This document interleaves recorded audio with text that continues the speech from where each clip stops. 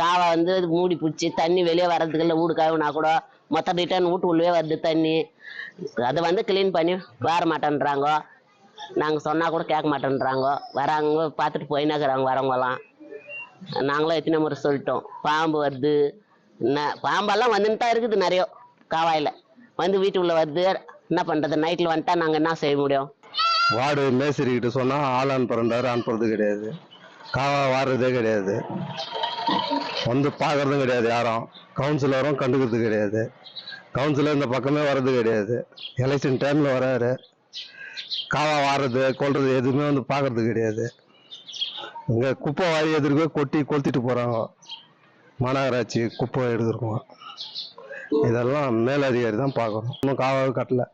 Road மட்டும் போட்டு அடிட்டு தூக்கிறாங்க, தண்ணியெல்லாம் மொத்தம் தேங்குது. பாம்பு வருது, எல்லாம் வருது, பூச்சி போட்டு எல்லாம் வருது.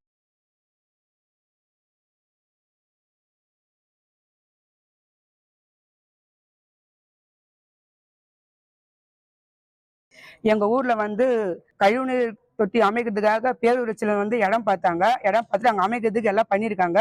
ஆனா எங்க ஊருக்கு வந்து அந்த திட்டம் வேணான்னு சொல்றோம். ஏன்னா என்ன காரணம்னா, அந்த இடத்துல வந்து குடிநீர் மெயினா வந்து எங்க ஊருக்கு சப்ளை குடிநீர் போர்வெல் இருக்கு, 2 போர்வெல் இருக்கு, பக்கத்துல கிணறு இருக்கு. அந்த கால்வாய் மூலமா தண்ணி வருது. மழை வந்து அந்த தண்ணி வரும். இந்த கசடு தண்ணி எல்லாம் கலந்துச்சுன்னா எங்களுக்கு நிறைய வியாதி வரும் சார். அதனாலதான் நாங்க வேணான்னு நாங்க போராட்டம் பண்றோம். இது நாங்க காலையில 11 மணிக்கு இங்க வந்தோம். ஐயா மாவட்ட ஆட்சித்தலைவர் பார்க்கறதுக்கு வந்தோம். ஆனா அவர் இந்த டைம் இருக்கு, டைம் இப்போ 7:30 ஆகுது. இது வரைக்கும் வந்து எங்களை பார்க்காதனால நாங்க இங்க மொத்த பேருமே நாங்க 150 பேர் மேல நாங்க இங்க வெயிட் பண்றோம். அதனால இந்த தொட்டி வந்து அமைக்கிறது எங்களுக்கு வேணாம். ஐயம்பள்ளி பஞ்சத்துக்கு எங்களுக்கு வேணாம் சார். நாங்க கேட்கறது ஒரே விஷயம், எங்க பஞ்சத்துக்கு இது வேணாம். நடுநிலை பள்ளி எங்க ஊர்ல இருக்கு, அங்க வந்து ஒரு 200 குழந்தைங்க படிக்கிறாங்க சார். அந்த தண்ணி தான், அந்த குழந்தைங்களுக்கு இந்த தண்ணி தான் சார், வேற எங்குமே கிடையாது. இந்த தண்ணி தான் ஸ்கூல் யூஸ் பண்றோம், கோவிலுக்கு, ஊர் மக்கள் எல்லாத்தையும் சார் யூஸ் பண்றோம். ஆனா இந்த தொட்டி அமைச்சாங்கன்னா எங்களுக்கு குடிநீர் ரொம்ப பாதிக்கப்படும்.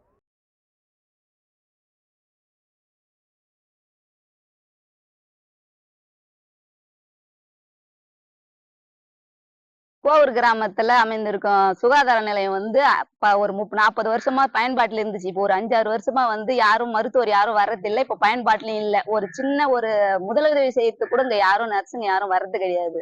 எந்த ஒரு இதுக்குமே வந்து ஒரு 15 கிலோமீட்டர் தேடிக்கின்னு போறதாக்குது. எதனா ஒரு அவசரம் அர்ஜென்ட்னா கூட இங்க யாரும் மருத்துவம் பார்க்கறதுக்கு ஆள் இல்லை. அப்படி இல்லைன்னா தனியார் மருத்துவர் தான் தேடி போறதாக்குது. இந்த இது வந்து சுகாதார நிலையத்தை வந்து புதுப்பித்து கொடுக்குமாறு கேட்டுக்கொள்கிறோம். செடி செட்டி எல்லாம் மூடி இருக்கும். நீங்களே பின்னாடி பாத்தீங்கன்னா தெரியும். அதுல வந்து பாத்தீங்கன்னாக்கா எங்களுக்கு செவிலியரோ இல்ல மருத்துவரோ யாரும் இங்க வர்றது கிடையாது. நாங்க எங்களுக்கு எதனா ஒரு இங்க விவசாயம் ஃபுல்லா பாத்தீங்கன்னா விவசாயமா தான் இருக்கு. இந்த விவசாயத்துல இருக்கும்போது ஒருவேளை பாம்போ இல்ல ஏதோ ஒரு பூச்சோ இல்ல விஷக்கடியோ ஏதோ கடிச்சா கூட நாங்க இங்க முதல்ல எடுத்துக்க முடியல. கிட்டத்தட்ட நாங்க 20ல இருந்து 25 கிலோமீட்டர் வெளியே போக வேண்டியது இருக்கு. சொரக்குளத்தூருக்குள்ள எங்களுக்கு கிட்டத்தட்ட பஸ் வசதி கூட கிடையாது. இங்க இருந்து நாங்க போனோம்னா கிட்டத்தட்ட 2 மணி நேரம் 3 மணி நேரம் வெயிட் பண்ணி பஸ் ஏறி போக வேண்டிய சூழ்நிலை இருக்கு. எங்களுக்கு தேவை இந்த சுகாதார நிலையம் பழையபடி புதுப்பிச்சு ரினியூல் பண்ணி வரணும்.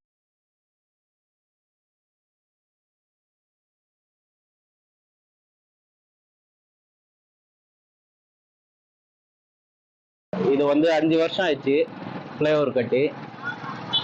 இங்கே வந்து 5 வருஷத்துல கிட்டத்தட்ட 5 ஆக்சிடென்ட் ஆயிடுச்சு. அதில் 3 பேர் ஸ்பாட் அவுட்டு. ஏன் ஸ்பாட் அவுட் ஆகினாங்கன்னா, இந்த தடுப்பு சேவர் இருக்குது இல்லையா, அது ரொம்ப சின்னதாக இருக்குது. பெருசாக கட்ட சொல்லி நம்ம கோரிக்கைலாம் வச்சோம், இது வரைக்கும் எதுவுமே பண்ணல. அதனால் நிறைய ஆக்சிடெண்ட் ஆகுது. அதுக்கப்புறம் பார்த்தீங்கன்னா நைட்டில் லைட்டெல்லாம் சரியாக எரியல. அதே மாதிரி இங்கே சென்டராக இருக்கிற செவுத்தாண்டை வந்து நைட்டில் நிறைய குடிபோதை எல்லாம் அதிகமாகிடுச்சு, வழிப்பறி அதிகமாகிடுச்சு. இதெல்லாம் சொல்லியிருந்தோம், கோரிக்கை சொல்லியிருந்தோம், எதுவுமே இது வரைக்கும் ஆக்ஷன் எடுக்கல. லைட்டும் நைட்டில் சரியாக எரியல, அதுலேயும் விபத்துகள் அதிகமாகுது. தடுப்பு சோறு கம்மியாக இருக்கிறதுனால கீழே விழுந்துடுறாங்க, ஸ்பாட்டில் செத்துடுறாங்க. இதே மாதிரி 3 பேர் செத்துருக்குறாங்க ஸ்பாட்லேயே. 5 வருஷமா பண்ணி சொல்லிட்டு தான் இருக்கிறோம், இது வரைக்கும் எதுவுமே நடவடிக்கை எடுக்கல. நடவடிக்கை எடுத்தா நல்லா இருக்கும்.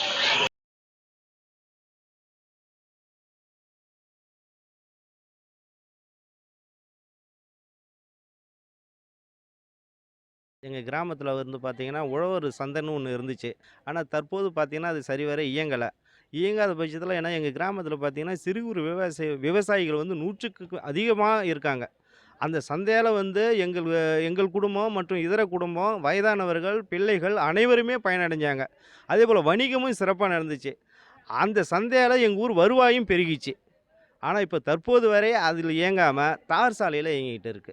இதனால் என்ன அங்கே பிரச்சனை அப்படின்னு சொல்லி பார்த்தீங்கன்னா, அந்த உழவர் சந்தையில் கழிவறை முறையாக இல்லை, குடிநீர் வசதி இல்லை, மின்சாரம் இல்லை, சுற்றுச்சுவரெல்லாம் இடிஞ்சு இருக்கு, பாதுகாப்பு இல்லாமல் இருக்குது. இதனால் வந்து அங்கே வந்து விவசாயிகள் வந்து அங்கே வந்து வணிகம் செய்ய பயப்படுறாங்க. நம்முடைய மாவட்ட ஆட்சியர் அவர்கள் அந்த உழவர் சந்தையை மீண்டும் புதுப்பித்து அந்த கழிவறை, மின்சாரம், குடிநீர் ஆகியவற்றை செய்து தருமாறு எங்கள் கிராம மக்களின் சார்பாக இந்த செய்தியின் வாயிலாக தங்களை அன்போடு கேட்டுக்கொள்கிறோம்.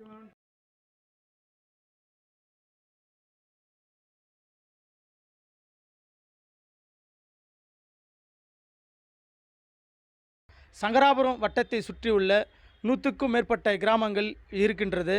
அந்த கிராமத்தில் இருந்து வருகை தரக்கூடிய பொதுமக்கள் அத்தியாவசிய தேவைக்காகவும் வருகிறார்கள் மற்றும் மருத்துவமனைக்காக வருகிறார்கள். பள்ளி மற்றும் கல்லூரி மாணவ செல்வங்கள் வந்து செல்லக்கூடிய ஒரு இடமாக சங்கராபுரம் பேருந்து நிலையம் இருக்கிறது. அதன் சுற்றியுள்ள பகுதிகளில் இருந்து மக்கள் வந்து செல்லக்கூடிய இடம்தான் சங்கராபுரம் பேருந்து நிலையம். அந்த பேருந்து நிலையத்தில் வந்து செல்வதற்கு பல மணி நேரம் ஆகியிருந்தும் பேருந்து நிலையத்தில் காத்திருக்க வேண்டிய சூழல் இருக்கிறது. நெடுநேரமாக பயணிகள் காத்திருக்கிற சூழல் இருக்கிறது. இருக்கைகள் அமைத்து தருமாறு, நெயில்கூடைகள் இருந்தும் நெயில்கூடை சரியாதவாறு பராமரிக்காத சூழல் இருந்து வருகிறது. அந்த நெயில்கூடையில் இருக்கைகள் இல்லை. இருக்கைகள் அமைத்து அந்த பயணிகளை வந்து பயணம் செல்வதற்கு இருக்கைகள் அமைத்து தருமாறுவும், இந்த மாவட்ட ஆட்சி நிர்வாகம் இந்த பயணிகளுக்குரிய இருக்கைகளும் வந்து செல்வதற்கு நிற்பதற்கும் இடவசதி ஏற்படுத்தி தருமாறு இந்த கோரிக்கைகளை முன்வைக்கிறோம்.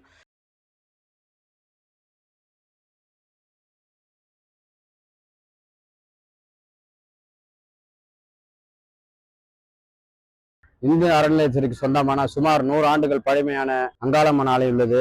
இந்த ஆலயத்தில் அனைத்து சமூகத்தினரும் ஒருவாள் உபயம் வழங்கப்பட்டிருக்கிறது. ஆனால் கோயில் அருகாமையில் இருக்கிற பட்டியலின மக்களுக்கு கோயில் வழிபடவும் தனிய உபயம் வழங்கும் அங்குள்ள ஆதிக்க சமூகத்தினர் மறுத்து வருகின்றனர். இது குறித்து பல முறை நாங்கள் அதிகாரிகளிடம் முறையிட்டும் இதுவரையில் எந்தவித நடவடிக்கையும் இல்லை. இதன் ஒரு தொடர்ச்சியாக கடந்த 22ஆம் தேதி உளுந்தூர்பேட்டை வட்டாட்சியர் அலுவலகத்தில் எங்களை அழைத்து பேச்சுவார்த்தை நடத்தினார்கள். பேச்சுவார்த்தையில் ஏற்கனவே துண்டறிக்கையில் பல முறை சாதியை குறிப்பிட்டு அச்சடித்துள்ளனர் என்று நாங்கள் ஒரு குற்றச்சாட்டை முன்வைத்தோம். ஆனால் அதற்கு அதிகாரி வட்டாட்சியர்களும் ஆய்வாளர் அவர்களும் அதை நியாயப்படுத்தி ஒருதலைபட்சமாக நடந்து கொண்டனர். இந்த அங்காளம்மன் ஆலயத்தில் பட்டியலின சமூகம் மக்கள் வழிபடுவதற்கு மாவட்ட நிர்வாகம் தமிழக அரசும் நடவடிக்கை எடுத்து பட்டியலின மக்களை கோவிலுக்குள் அழைத்து செல்லவும் பட்டியலினம் வசிக்கும் பகுதியில் தனியே ஒரு நாள் உபயம் வழங்கியும் உத்தரவிட வேண்டுமாறு பணிவுடன் கேட்டுக்கொள்கிறோம்.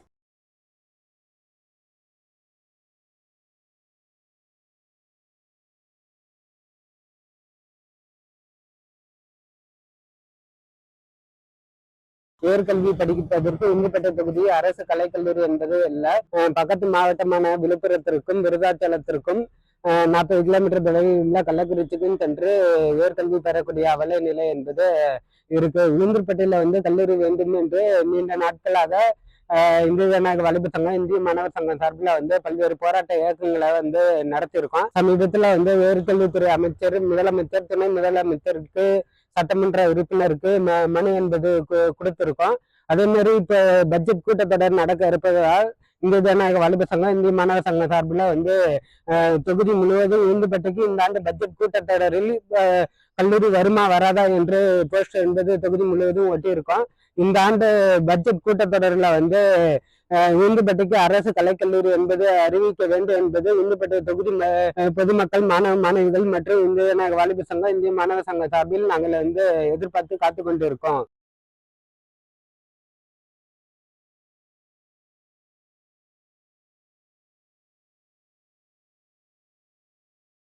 திருநாவலூர் ஊராட்சியில் அண்ணா திராவிட முன்னேற்ற கழக ஆட்சியின் போது அம்மா பூங்கா என்ற பெயரில் இந்த இடத்தில் தேர்வு செய்து கட்டுமான பணி நடைபெற்றது. அதன் பிறகு கட்டுமான பணி முடிந்த பிறகு ஆனால் எந்த விதமான பூங்காவுக்கான அறிகுறி எதுவும் இல்லாமல் செடி, மரம், பூங்கா உட்கார்வதற்கான பார்க்கு, கட்டில் இது போன்ற எந்த விதமான வசதியும் இல்லாமல் வேலையை முடித்து விட்டு அதுக்கான கம்பி வேலி, கேட்டு இதெல்லாம் போட்டு மூடிவிட்டார்கள். ஆனால் எத்தனை லட்சம் ஒதுக்கீடு செய்யப்பட்டதுக்கான அறிவிப்பு பலகையும் வைக்கல. எவ்வளவு நிதி ஒதுக்கீடு, யார் ஒப்பந்ததாரர் என்ற பெரும் விவரம் இல்லை. இந்த சூழலில் இப்போது திராவிட முன்னேற்ற கழகத்தின் ஆட்சி வந்த பிறகு இந்த அம்மா பூங்கா என்பது முற்றிலும் சேர்ந்து சமூக விரோதிகள் இங்கு கூடுகிற கூடமாக மாறிவிட்டது. இங்கே கஞ்சா அடிப்பதாக இருந்தாலும் சரி, விற்பனை செய்வதாக இருந்தாலும் சரி, மது பாட்டில் விற்பனை, இது போன்ற சமூக விரோத செயல்கள் அனைத்தும் இந்த கட்டடத்துக்குள்ளதான் நடைபெறுகிறது. மாவட்ட நிர்வாகம் உடனடியாக இந்த இடத்தை மாவட்ட ஆட்சியர் நேரில் பார்வையிட்டு உரிய நடவடிக்கை எடுக்க வேண்டும் என்று சொல்லி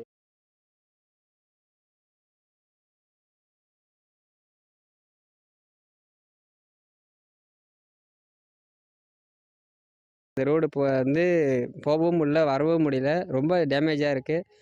கட்சிக்காரங்க வராங்க போகிறாங்க, என்னன்னு கண்டுக்கவே மாட்றாங்க. ஸ்கூலுக்கு போகிறதுக்கும் கஷ்டமாக இருக்குது. நாங்கள் வேலைக்கு இந்த ரோட்டில் தான் நடந்தே போகிறோம், நடந்தே வரோம். ஒரு ஆட்டோ கூட உள்ளே வர முடியல. ரோடு ரொம்ப அங்கங்கே பள்ளமாகி ரொம்ப கஷ்டமாக இருக்குது.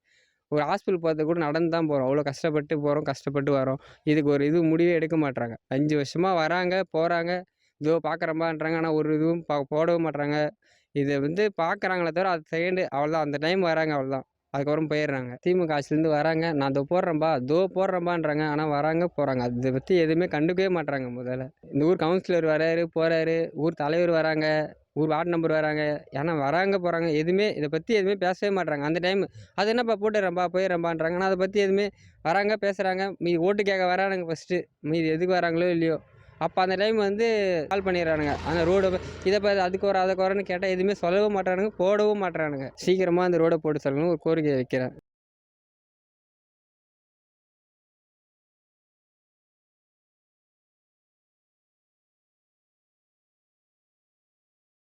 விழுப்புரம் நகராட்சி மகாராஜபுரம் அரசு ஊழியர் குடியிருப்பில் கடந்த 5 ஆண்டுகளுக்கு மேலாக பாதாள சாக்கடை பிரச்சனை தொடர்ந்து நீடித்து கொண்டிருக்கிறது. இந்த பிரச்சனைக்கு தொடர்புடைய நகராட்சியினுடைய ஆணையர், நகராட்சியினுடைய சேர்மன், இந்த பகுதியினுடைய கவுன்சிலர் அனைவருக்கும் நாங்கள் அவ்வப்போது இந்த பிரச்சனையை தீர்க்க கோரி பல முறை நாங்கள் புகார் மனுக்கள் கொடுத்திருக்கிறோம். ஆனாலும் நகராட்சி நிர்வாகம் இதை கண்டுகொள்வதாக தெரியவில்லை. ஆகவே இந்த சுற்றுச்சூழல் அனைத்தும் இதனால் நிர்வாக சுகாதார சீர்கேடு ஏற்படுகிறது. தண்ணி போகிறதுனால பெண்கள், குழந்தைகள், பள்ளி செல்லும் குழந்தைகள், முதியோர்கள்லாம் இந்த தெரு வழியாக நடப்பதற்கு பல்வேறு சிரமங்களுக்கு ஆளாகிறாங்க. அது இல்லாமல் மோசமான துர்நாற்றம் வீசுகிறது. தமிழக அரசு உடனடியாக தலையிட்டு இந்த பிரச்சனைக்கு தீர்வு காணுமாறு பொதுமக்களின் சார்பாக பணிவுடன் கேட்டுக்கொள்கிறேன்.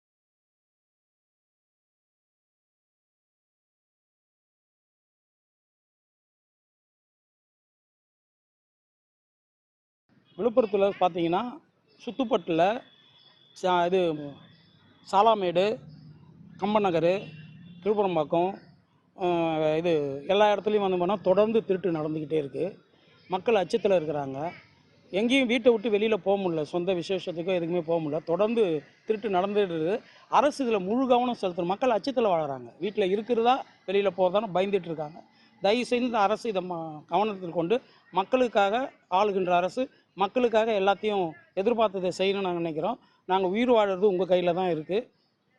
குருவி மாதிரி சேர்த்த பொருளெல்லாம் இன்றைக்கி திருட்டுத்தனமாக எல்லாம் எடுத்துகிட்டு போயிட்டுருக்காங்க. 2 நாளைக்கு ஒரு தடவை, 3 நாளைக்கு ஒரு தடவை தொடர்ந்து இன்று வரைக்கும் திருடு நடந்துக்கிட்டு தான் இருக்குது. இதில் காவல்துறை கவனம் செலுத்தி யாரையும் பிடிச்ச மாதிரி தெரில. ஆனால் திருடு பண்ணுறவங்களுக்கு இது பயமும் இல்லாமல் தொடர்ந்து திருடுன்ற எண்ணத்தோடு தொடர்ந்து திருட்டிகிட்டு இருக்காங்க. அதனால் தயவு செஞ்சு காவல்துறையும் அரசும் முக்கிய கவனம் செலுத்தி விழுப்புரம் மக்களை நிம்மதியாக தூங்கி வாழறதுக்கு வழி செய்யணும்னு தாழ்மையுடன் கேட்டுக்கொள்கிறேன்.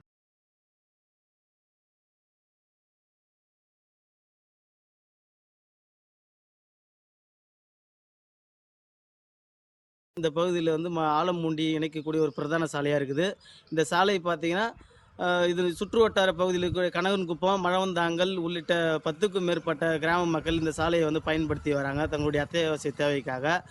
இந்த சாலை மழவந்தாங்கல்லேருந்து கெங்கவரம் செல்லக்கூடிய அந்த 3 கிலோமீட்டர் தொலைவில் மட்டும் குண்டும் குழிமாவும் பெரிய பள்ளமாக இருக்குது. இந்த சாலையை பயன்படுத்துறதுக்கே வாகன ஓட்டிகளுக்கு மிகப்பெரிய ஒரு அச்சமாகவும் இருக்குது, கேள்விக்குறியாகவும் இருக்குது. இருசக்கர வாகனங்கள், குறிப்பாக இருசக்கர வாகனங்கள் செல்லக்கூடிய வாகன ஓட்டிகள் அடிக்கடி நிலை தடுமாறி கீழே விழுவதும், உங்களை கீழே விழுந்து அவங்களுக்கு முதல் உதவிக்காக மருத்துவமனைக்கு அழைத்துன்னு போனால் கூட ஆம்புலன்ஸ் வர்றதுக்கு சற்று தாமதமாக இருக்குது. எனவே விரைந்து இந்த சாலையை சீரமைக்கணும். அது மட்டும் இல்லாமல் பெஞ்சல் புயலால் வந்து பார்த்திங்கன்னா பெரும்பாலும் இந்த சாலை வந்து பாதிப்புக்குள்ளாயிருக்குது. மாவட்ட நிர்வாகம் நெடுஞ்சாலைத்துறை உடனடியாக இந்த சாலையை வந்து சீரமைப்பு செஞ்சு புதிய சாலையாக மாற்றி கொடுக்கணும்னு இந்த பகுதியினுடைய மக்கள் கோரிக்கையை நாங்கள் வைக்கிறோம்.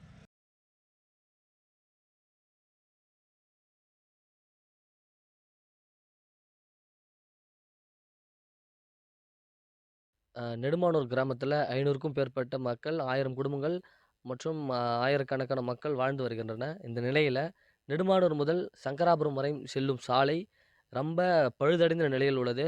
10 ஆண்டுகளுக்கு முன்பாக அந்த சாலை போடப்பட்டது. இன்னும் அந்த சாலை போடப்படவில்லை. குண்டும் குழியுமாகவும் மழைக்காலங்களில் சேரும் சகதியுமாகவே காணப்படுகிறது. இதை பயன்படுத்தும் மக்கள் ரொம்ப அவதிப்படுகின்றனர்.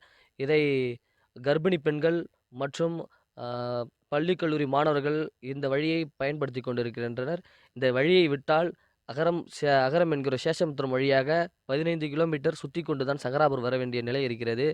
இதனால் மாணவர்களின் குறித்த நேரத்திற்கு கல்லூரிக்கு பள்ளிக்கு செல்ல இயலவில்லை என்று மாணவர்கள் நாங்கள் தெரிவிக்கிறோம். ஆனால் இப்பொழுது அந்த சாலையில் பல விபத்துகள் ஏற்படுகின்றன. குண்டும் குழியுமாகவும் சேரும் சகதியுமாகவும் இருப்பதால் இந்த சாலை மிகவும் பழுதடைந்த நிலையில் இருப்பதால் எங்களுக்கு விபத்துகள் அதிகமாகின்றன. ஆகவே இந்த சாலையை உடனடியாக சரி அமைத்து தருமாறு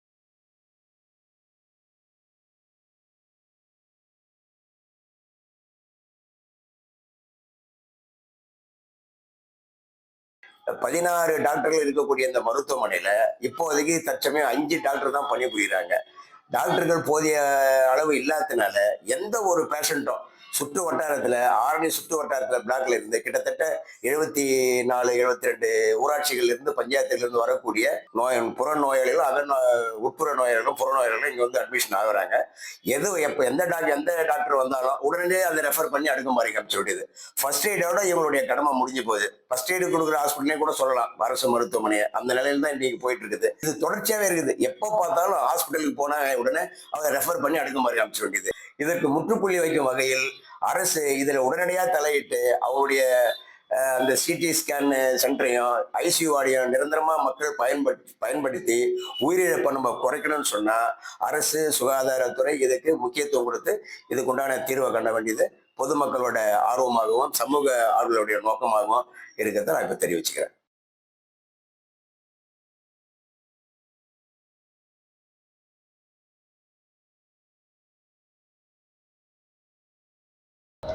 ஆன்மீக நகரமான திருவண்ணாமலைக்கு இன்றைக்கு பல லட்சம் பக்தர்கள் வரக்கூடிய நிலையில் இப்படிப்பட்ட சூழ்நிலை திருவண்ணாமலையில் கழிப்பிடமே இல்லை. ஒரு சுகாதார சீர்கேடாக இருக்குது. இப்போ மத்திய பேருந்து நிலையத்தில் பார்த்தீங்கன்னா ஒரு 4 பாத்ரூம் இருக்குது. இதில் வந்து 3 ரூபா 5 ரூபான்னு போடுறாங்க. ஆனால் 10 ரூபா வாங்குறாங்க. சரி ஃப்ரீ இப்போ கழிப்பிடமா ஃப்ரீ தானேன்னு சொல்ல போய் பார்த்தா காசு வாங்குறாங்க. காசு வாங்கியும் ஒரு சுகாதாரமாக இல்லவே இல்லை. நகராட்சியில் பார்த்தீங்கன்னா பெனாயிலுக்கு ப்ளீச்சிங் பவுடருக்கு பில்லு மாதம் ஆனால் பில்லு போட்டு எடுக்கிறாங்க. இது ஒன்றுத்தை கூட பயன்படுத்துறது கிடையாது. பல லட்சம் பேர் வரக்கூடிய இந்த திருவண்ணாமலை ஆன்மீக நகரத்துக்கு பல்வேறு வைரஸ் பரவத்துக்கு வாய்ப்பு உண்டு. அப்படிப்பட்ட சீர்கேடாக இருக்குது. இங்கே வந்து பார்த்தீங்கன்னா தெரியும். திருவண்ணாமலை மத்திய பேருந்துலேருந்து மாவட்ட ஆட்சியர் நகராட்சி ஆணையில் வந்து பார்த்தாங்கன்னா க்ளீனாக தெரியும் இந்த பாத்ரூம் எப்படி இருக்குது. பாத்ரூம் சீர்கேடாக இருக்குதுங்க. ஏற்கனவே கொரோனாவால் பல லட்சம் பேர் இறந்தோம். இப்படிப்பட்ட சூழ்நிலை மாவட்ட நிர்வாகம் நகராட்சி நிர்வாகம் தலையிட்டு இது உடனடியாக நடவடிக்கை எடுக்க வேண்டும்.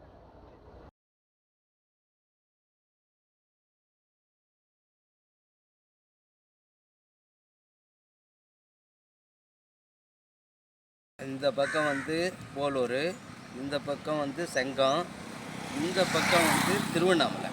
அதில் வந்து பெரியவங்கலேருந்து வயசானவங்கலேருந்து வியாபாரிகள்லேருந்து எல்லாரும் வந்து இறங்கி இப்போ அவங்கவுங்க இது வியாபார நோக்கத்தோடு வந்து போக முடியலாம். அப்படி இருக்கிற இடத்துல ஒரு நிழல் கூட இல்லை. ஒரு 3000 பேர்லேருந்து ஒரு 5000 பேருக்கு வந்து போகக்கூடிய இடம். இதில் வந்து இந்த வெயிலில் நிற்க முடியாமல் கூல்ட்ரிங்க்ஸ் கடையிலையும் பங்க் கடையிலையும் ஹோட்டல் கடையிலையும் அவங்களுக்கும் டிஸ்டர்பன்ஸாக இருக்குன்றாங்க. கடையில் வந்து நிற்காதீங்க, நீங்கள் அப்படி ஒதுங்கி நின்றுன்றாங்க. இப்போ வர்றதெல்லாம் வெய்ய காலம். இந்த வெய்ய காலத்தில் வந்து எப்படி நிற்கிறதுக்கே இடம் இல்லாமல் இருக்குது. இந்த வெய்ய காலத்தில் வந்து குழந்தைகள், கர்ப்பிணி பெண்கள், வயசானவங்க, முதியோர்கள் இவங்கெல்லாம் வந்து அந்த மயக்கம் அடைச்சி கீழே இந்த அது மாதிரிலாம் அவஸ்தை இருக்குது. இதெல்லாம் வராமல் தடுக்கணும் அப்படின்னு நிர்வாகம் உடனடியாக தலையிட்டு இந்த நிழல் கொடை கட்டி தருமாறு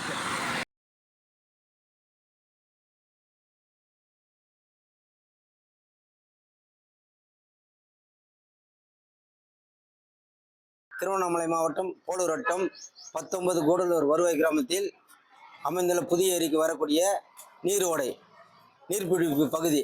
இந்த கால்வாயை தனிநபருக்காக மண்ணு கொட்டி பருத்தி கட்டி துருத்து போட்டு சிமெண்ட் சாலை அமைக்கிறாங்க. இது சம்மந்தமாக பலமுறை மனு கொடுத்துக்கிறாங்க ஆர்டி ஆஃபீஸில். இன்னும் எந்த ஒரு நடவடிக்கை இல்லை. அது முழுக்க முழுக்க ஆக்கிரமிப்பு செய்யறதுக்காக இந்த வேலை செய்துக்கிறாங்க. இந்த காவா வந்து பலதரப்பட்ட மக்களுக்கு விவசாய நிலத்துக்கும் தேவைப்படக்கூடிய காவாய் ஆகும். இது வந்து தயவுசெய்து அரசாங்கம் வந்து ஈடுபட்டு உடனடியாக இந்த காவை ஆக்கிரமிப்பு அகற்றி பயன்பாட்டுக்கு விவசாய பயன்பாட்டுக்கு கொண்டு வர வேண்டும் என்று கேட்டுக்கொள்கிறேன். இது சம்பந்தமாக பலமுறை மனு கொடுத்து நடவடிக்கை எடுக்காத காரணத்தில் இன்று கொடுத்துள்ள மனு மீது துரித நடவடிக்கை வேண்டி வந்திருக்கிறோங்க. இது இந்த மனுக்கு சரியான பதில் இல்லைனாக்கா நாங்கள் மாவட்ட ஆட்சியர் அணுகி மனு கொடுப்போம். அதே மாரினாக்கா மக்களை திரட்டி விவசாய மக்களை திரட்டி ஆர்ப்பாட்டத்தை செய்யறதுக்கு நாங்கள் உத்தேசித்துள்ளோம்.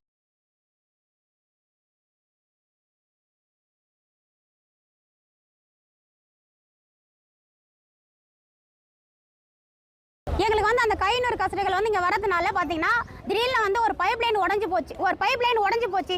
இல்லை அப்படின்னாக்கா வந்து பார்த்தீங்கன்னா அந்த சுத்திகரி பண்ணி தண்ணி விடுறாங்க இல்லையா, அந்த தண்ணி எங்கே போகும்? அந்த தண்ணி வந்து மழை பெஞ்சிச்சுன்னா பூமியில தான் ஊறிட்டு இருக்கும். அந்த தண்ணி மறுபடியும் காவாழையாக வரும். அங்கே 4 போர்வெல் இருக்கு. பக்கத்தில் வந்து ஒரு ஏரி கிணறு இருக்கு. அந்த ஏரி கிணத்துல தான் போய் ஏற்கனவே நாங்கள் சாகர தண்ணி குடிச்சிட்டு இருக்கிறோம். இது வேற தான் விட்டு மொத்தமாக வந்து என்ன சொல்றது, நாங்கள் குடும்பம் பண்றதா, குழந்தைங்களை வச்சு இல்லை ஊரை விட்டு காலி பண்ணி போறதா, இல்லை நாங்கள் சாகுறதா என்னன்னு தெரியல. எங்களுக்கு வாழ்வாதாரமே கிடையாது. இது எந்த விதத்திலுமே நல்ல திட்டம் சொல்ல முடியாது. ஏன் அப்படின்னாக்கா அது இவங்க போட்டிருக்கிறது வந்து பாத்தீங்கன்னா ஒரு படத்துல வந்து ஏரி காணாண்டா கிணறு காணாண்டான்னு சொல்ற மாதிரி வடிவேலு காமெடி மாதிரி இருக்குதுங்க.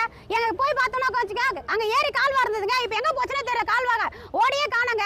அழகசான ஏரியில இருந்து வண்ணாங்குளத்துல இருந்து அந்த பக்கம் துருவத்து மலையில இருந்து தாங்க தண்ணி வருது. தண்ணி வந்து எங்க ஏரி காவால வந்து தாங்க வந்துட்டு எல்லா ஊருக்கு 10 கிராமத்துக்கும் போகுது.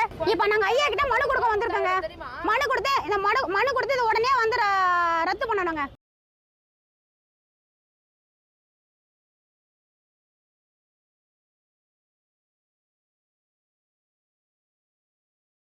சுமார் 2 ஏக்கர் 67 சென்ட் உள்ள நிலத்தில் 1 ஏக்கர் குளமும் 50 சென்ட் சுடுகாடும் பயன்படுத்தி வருகிறார்கள். இந்த சுடுகாடு வந்து 300 மக்கள் பயன்படுத்துகிற சுடுகாடு.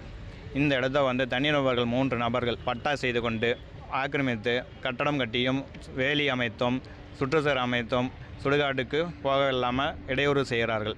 கண்டிஷன் பேரில் தான் இது பட்டா ஒப்படைப்பு ஆதிதிராவிடருக்கு கொடுத்தாங்க. அவங்கள்ட்டேருந்து தனிநபர் ஆக்கிரமித்து அவங்க பேரில் பட்டா ஆதிதிராவிடர் இல்லாத மக்கள் அதை தனிநபர் 3 பேர் பட்டாவை மாற்றிக்கிட்டு இப்போ சுடுகாடு மேலேயே மரத்தை கொட்டி ஆக்கிரமிச்சிட்ருக்குறாங்க. இதனால் மக்கள் வந்து பயன்படுத்திக்கிற குளம், சுடுகாடு, ஓடை எல்லாமே தூத்துட்டாங்க. இது வந்து பஞ்சாயத்தால் வெட்டப்பட்ட குளமும் இதில் உள்ளது. மக்கள் பயன்படுத்த முடியாமல் சுடுகாட்டுக்கு பணத்தை தூக்கிட்டு போக முடியாமல் பயன்படுத்த முடியாமல் இவன் சுடுகாடே இல்லை அப்படின்னு சொல்லிட்டு பிரச்சனை பண்ணிகிட்ருக்குறாங்க. இதை வந்து இந்த மனுவை ஆய்வு செஞ்சு இந்த குளத்தையும் சுடுகாட்டியை மீட்டு தருமாறு பணியுடன் கேட்டுக்கொள்கிறோம்.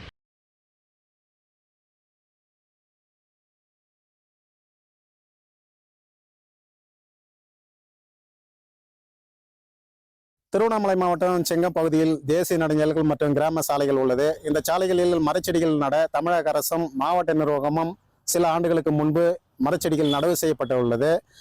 நடவு செய்யப்பட்ட மரங்களுக்கு வனத்துறையோ அல்லது மாவட்ட நிர்வாகமோ அல்லது நெடுஞ்சாலைத்துறையோ இவர்கள் 3 பேர் இருந்து நடவு செய்யப்பட்ட நாளன்று தண்ணி விட்டார்களே தவிர இதுவரை எந்த தண்ணியும் விடவில்லை. ஆனால் இவர்களுக்கு ஏதோ மழை வரந்தால் அந்த தண்ணி அந்த செடிகளுக்கு மழை தண்ணி ஊறிவிடும் என்ற நினைப்பிலும் மரச்செடிகளை காப்பாற்றாமலும் தற்போது கோடை காலங்கள் தொடங்கிவிட்டதால் மரச்செடிகள் அங்கங்கு நடவுப்பட்ட மரச்செடிகள் காய்ந்து வருகிறது.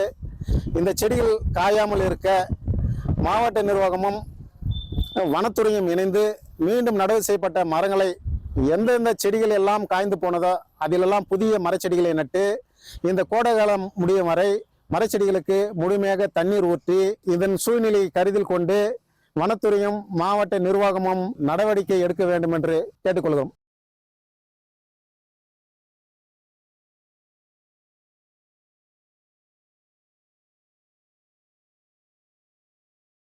கடலூர் மாவட்டம் புவனகிரி இந்த பேருந்து நிலையம் பார்த்தீங்கன்னா ஒரு அடிப்படை கட்டமைப்பு வசதியே இல்லை.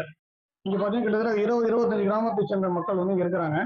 இந்த வயசானவர்கள், பள்ளி மாணவர்கள், கர்ப்பிணி பெண்கள், குழந்தைகளுக்கு கை குழந்தை உள்ளவர்கள் யாருமே உட்கார்வதற்கான எந்த ஒரு கட்டமைப்பும் இங்கே கிடையாது.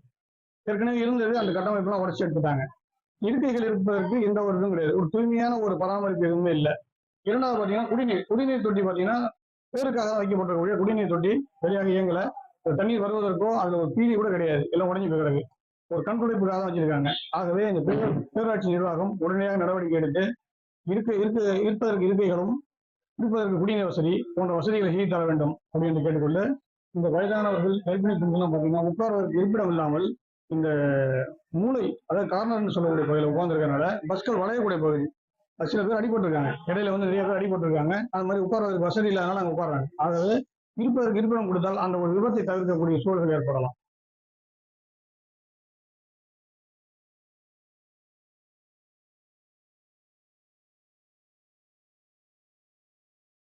ஒரு 6 வருடங்களுக்கு முன்னாடி பவர் ஸ்டேஷனுக்கு நம்ம இபிக்கு கரண்ட் கொடுக்கறதுக்காக நம்ம அதாவது பெரிய டவர் அமைச்சாங்க. அந்த டவர் அமைக்கும்போது எங்களுக்கு இது வரைக்கும் எந்த நிவாரண உதவியும் கொடுக்கல. அப்போ வந்து பன்னீர் கரும்பு இருந்தது, பூவரசு மரம் இருந்தது, தேக்க மரம் இருந்தது. அதெல்லாம் வெட்டிட்டு தான் அதுக்கான பணியை செயல்படுத்தினாங்க. அப்படி படுத்தும்போது இது வரைக்கும் அந்த டவரில் ஒரு டவர் 2 டவர் தொடர்ந்து ஒரு டவர் ஒரு இருக்கிறது நிலத்துலையே 2 டவர் பக்கத்தில் போட்டு இதனால் எனக்கு பெரும் பாதிப்பு உருவாக்கியிருக்காங்க. அதோடு மட்டும் இல்லாமல் எனது வயலில் 2 டவர் அமைஞ்சிருக்குது. குறிப்பாக இது பார்த்தீங்கன்னா அதுக்கான பன்னீர் கரும்புக்கும் நிவாரண உதவி கொடுக்கல, அதே மாதிரி மரம் வெட்டதுக்கும் நிவாரண உதவி கொடுக்கல, டவர் அமைச்சதுக்கும் நிவாரண உதவி கொடுக்கல. அதோட எனக்கு 7 ஆண்டு காலமாக தொடர்ந்து என்னுடைய விவசாய நிலம் பாதிக்கப்படுது, என்னுடைய விவசாய பணி பாதிக்கப்படுது, எனக்கு நஷ்டீடு ஏற்படுகிறது. அதை உடனடியாக அரசாங்கம் உரிய நடவடிக்கை எடுக்கணும், இதற்கான உரிய இழப்பீடு வழங்கணும். இல்லைனா எனக்கு டவர் அமைச்சதை டவரை அப்புறப்படுத்தணும், இல்லைனா அப்புறப்படுத்த அனுமதி கொடுக்குமாறு அன்போடு கேட்டுக்கொள்கிறேன்.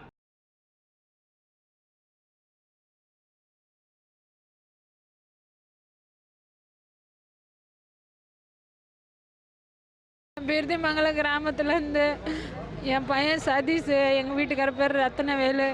நாங்கள் இவங்க 2 பேர்த்தையும் நான் கடன் பிரச்சனை இருக்குன்னு 2 பேரும் மாலையத்துக்கு வேலைக்கு போனாங்க. போன இடத்துல ஒரு இடத்துக்கு 3 இடம் கம்பெனி மாறி மாறி வேலை செஞ்சாங்க. 3ஆவது இடத்துல என் பையனை பிடிச்சிட்டு போனாங்க. எதனால் பிடிச்சிட்டு போனாங்கன்னு பொண்ணு கேஸுன்னு மட்டும் மொட்டையாக சொல்லிருக்கானோ. ஆனால் திரும்பி ஒரு பிரச்சனையும் இல்லை, ஒரு தகவல் வரல. திரும்பி வக்கீல் வச்சு பாருன்னாங்க. வக்கீல் வச்சும் பார்த்தேன். வக்கீல் வந்து அவன் பையன் பேர எந்த தப்பு இல்லைன்னு சொல்லிட்டாங்க. சொல்லிவிட்டு கேஸ் முடிஞ்சிச்சுன்னு என்கிட்ட போன மாதமே சொன்னாங்க. அதுக்கப்புறம் எனக்கு அம்மா போட்டிருக்குது, நான் வந்து பார்க்குறேன்னு சொல்லி சொன்னாங்க. அதுக்கும் எதிர்பார்த்தேன். அதுக்கப்புறம் போய் பார்த்துட்டு என்கிட்ட கேஸ் முடிஞ்சிச்சுன்னாங்க. ஆனால் திருப்பி அந்த விஷ்ணுவர்தன் சார்கிட்ட கேஸ் முடியலன்றாங்க. என்னன்னு என்னால் புரிஞ்சிக்க முடியல ஐயா. நானே இதை யாருக்கே சொல்லி பார்த்துட்டேன் ஐயா.